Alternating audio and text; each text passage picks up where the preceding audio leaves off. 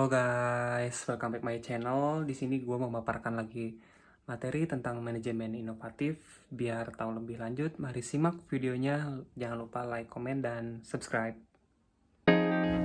Baik, kita langsung saja. Di sini judul materinya yaitu pembelajaran berbasis kompetensi. Pertama-tama kita akan membahas tujuan pendidikan dan pelatihan berbasis kompetensi. Tujuan pendidikan dan pelatihan adalah kompetensi yang diharapkan dicapai peserta setelah menyelesaikan proses diklat. Kompetensi berbentuk kinerja atau untuk kerja yang baik dalam bidang kehidupan pekerjaan. Kinerja yang baik dapat dicapai berkat kemampuan menerapkan pengetahuan, keterampilan, dan sikap perilaku. Bisa digambarkan hubungan antara kompetensi, kemampuan, dan pengetahuan tampak sebagai berikut. Kompetensi ditunjukkan dengan kinerja minimal baik. Kompetensi dicapai sebagai hasil penggunaan kapabilitas atau kemampuan dalam pemecahan masalah aktual. Kapabilitas atau kemampuan sebagai hasil penerapan pengetahuan, keterampilan, sikap perilaku. Kapabilitas atau kemampuan disebut kompetensi dasar. Diperoleh sebagai hasil perpaduan bakat, pengalaman, dan pendidikan menjadi dasar untuk mencapai kompetensi. Kompetensi ditunjukkan dengan kinerja minimal baik. Kapabilitas atau kemampuan disebut kompetensi dasar, diperoleh sebagai hasil perpaduan bakat, pengalaman, dan pendidikan menjadi dasar untuk mencapai kompetensi. Selanjutnya di sini ada kurikulum berbasis kompetensi. Kurikulum berbasis kompetensi adalah kurikulum yang ditunjukkan untuk menciptakan tamatan yang kompeten dan cerdas dalam membangun identitas budaya dan bangsanya. Selanjutnya kompetensi yang dikembangkan. Kompetensi yang dikembangkan berupa keterampilan dan keahlian bertahan hidup dalam perubahan, pertentangan, ketidakmenentuan, ketidakpastian, dan kerumitan dalam kehidupan. Lalu di sini ada desain dan pengembangan sistem. Desain dan pengembangan sistem pembelajaran dengan seluruh komponen di dalam harus difokuskan pada tujuan pembelajaran yang berisi kompetensi. Pembelajaran berbasis kompetensi tidak hanya difokuskan pada pencapaian peserta diklat, tetapi juga pada pencapaian pengajar. Selanjutnya di sini ada kompetensi awal dan karakteristik awal peserta didik. Di sini meliputi 3 poin. Yang pertama di sini ada pihak pertama adalah pihak yang paling berkepentingan dalam hasil pembelajaran di masa depan. Mereka adalah pihak yang perlu dibantu penyelenggara diklat untuk membangun cita-citanya atau peserta didik.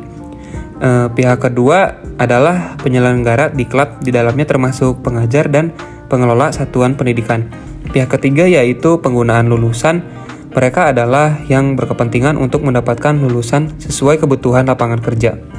Next, di sini ada kompetensi dan pengukuran hasil belajar. Akhir proses pembelajaran, pengajar, peserta diklat, dan masyarakat ingin tahu bagaimana hasil pembelajaran. Pendesain pelajaran perlu membuat alat pengukuran yang dapat mengukur kompetensi yang dimaksud dalam tujuan pembelajaran. Ikut yang ditanyakan valid dana alat ukur yang dapat diukur sesuatu yang seharusnya diukur atau reliable. Perbandingan kemampuan dan kompetensi. Di sini ada 5 poin masing-masing kemampuan dan kompetensi. Untuk kemampuan, yang pertama itu ada kemampuan menjelaskan cara membuat proposal penelitian. Kedua, kemampuan cara menulis laporan penelitian. Ketiga, menguraikan cara penggunaan peralatan laboratorium fisika dengan baik. Yang keempat, menguraikan cara sopan santun dalam kehidupan masyarakat. Yang kelima, menguraikan bentuk perilaku gotong royong sesuai ajaran Pancasila. Dan untuk kompetensinya sendiri yaitu yang pertama, ada membuat proposal penelitian yang baik. Yang kedua, membuat laporan penelitian yang baik. Yang ketiga, menggunakan peralatan laboratorium fisika dengan baik. Yang keempat, berperilaku sopan santun dan dalam kehidupan masyarakat. Dan yang kelima di sini bergotong royong sesuai ajaran Pancasila.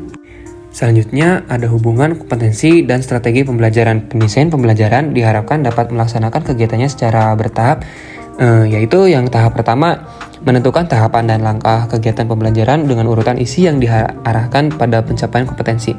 Demikian pula pada saat menentukan metode, media, alat, dan alokasi waktu harus mempertimbangkan kesesuaian unsur dalam strategi instruksional dengan kompetensi dalam tujuan pembelajaran.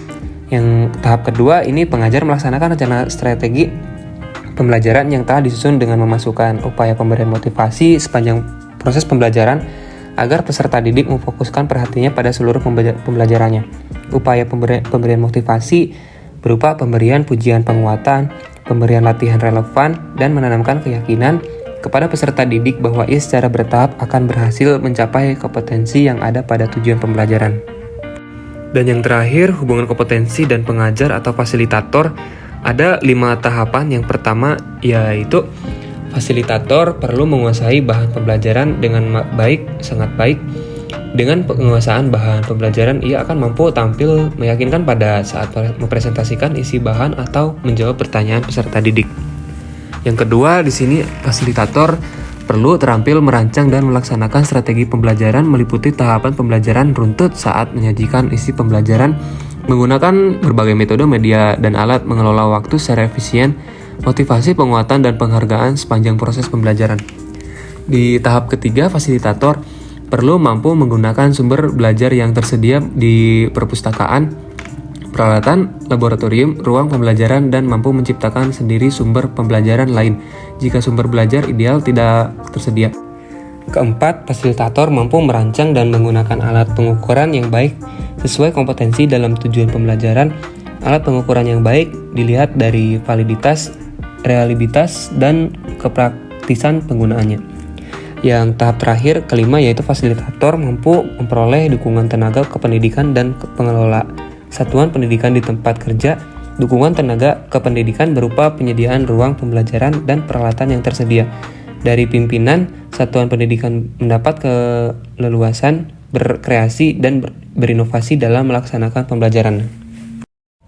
Ya, mungkin itu saja materi yang dapat saya paparkan. Kurang lebihnya mohon maaf. Yang sudah menonton, jangan lupa like, komen, dan subscribe.